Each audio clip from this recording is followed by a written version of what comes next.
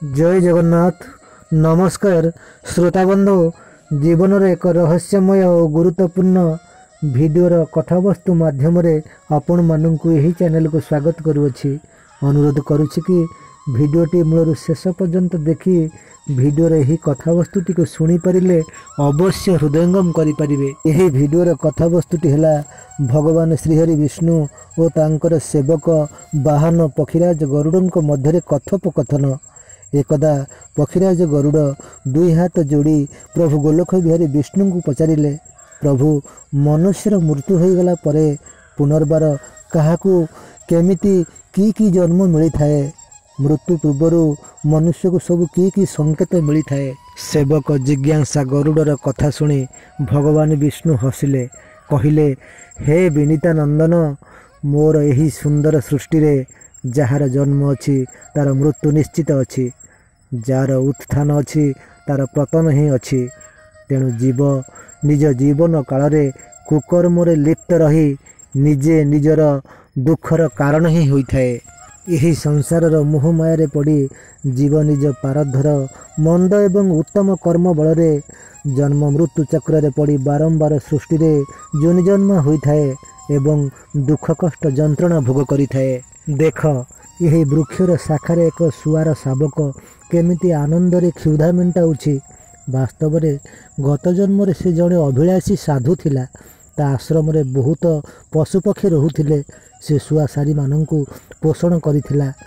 जानिछ से साधु जनक शुआ प्रति एते मोहमाया आकर्षण और दुर्बलता थिला जे दंडे न देखिले ताकु रही पारु नथिला। शुआर माया बाया हो जाइथिला। पिंडरू प्राण गला बेले मध्य तार नाम धरी से डाकुथिला। तेणु पुनर्जन्म रे सारी गर्भरु जात होई जीवन निर्वाह कला।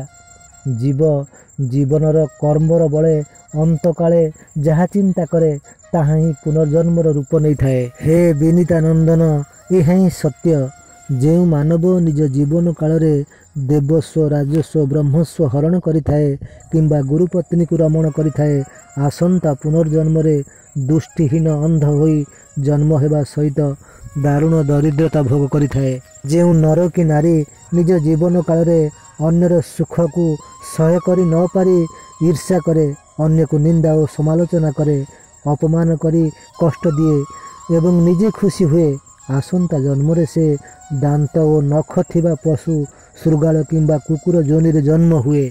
ए पक्षीराज, नारी हेउ कि पुरुष जी निज जीवन काल रे कौनसी निरीह पशु की पक्षीर शावक को हत्या करे कि आसन्न प्रसव नारी को धर्षण करी हत्या करे, पुनर्जन्म रे से अल्पायु होइथाए, रोगग्रस्त होई मृत्युवरण करे, नचेत दुर्घटना रे मृत्युवरण करिथाए।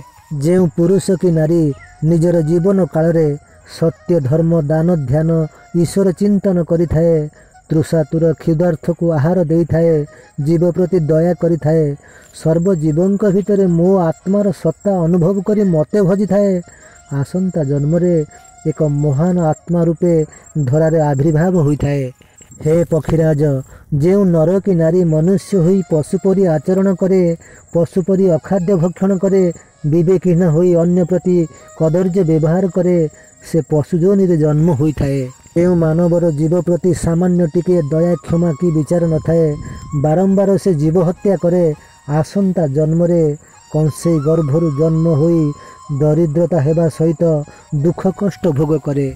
खाली सेतिकी नुहे, जो पुरुष के नारी सदा अन्यर अमंगल चिंता करे, अन्य को समालोचना करी असुविधा पकाइବାକୁ चेष्टा करे, अन्य को विपद पकाई निजे खुशी हुए, आसंता जन्म रे से कीट जोनि रे जन्म होई नरक भोग करे। हे विनीता सुत, मने रख, मो द्वारा यही सृष्टि पिंड ब्रह्मांड एकमत।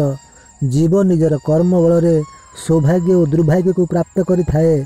मृत्युर 1 घंटा पूर्वरु जीवर मन और प्रकृति अपभ्रंश होइथाए, इंद्रिय सदा क्षीण होइथाए, शरीर सुस्थ थाउ कि व्याधिग्रस्त हेउ, स्मरण शक्ति और दृष्टि शक्ति नष्ट होइथाए, निजर चक्षु नासिकार अग्रभाग को देखी पारे नाही, जल और दर्पण रे निजर प्रतिच्छवि देखा जाए नाही, मृत्युर 1 दंड पूर्वरु निजर काया परिवर्तन हुए, निजर छाया लुचि जाए, साथ दे न थाए, अंत काले जीवन रे କରିଥିବା କର୍ମକୁ ନେଇ ଜୀବ ବିଚଳିତ ହୁଏ। ନିଜର ଶରୀରର ସର୍ବାଙ୍ଗ ଅବସ୍ଥିତି ଜଣାପଡ଼େ ନାହିଁ। ସତେ ଯେପରି ଅମା ଅନ୍ଧକାର ମାଡ଼ି ଆସିଥାଏ। ହଜାର ହଜାର କଙ୍କଡ଼ା ବିଛାର ନାଉଡ଼ର ଜ୍ୱାଳା ଯନ୍ତ୍ରଣା ଭୋଗ କରି ଶେଷରେ ପିଣ୍ଡରୁ ପ୍ରାଣବାୟୁ ଉଡ଼ିଯାଏ।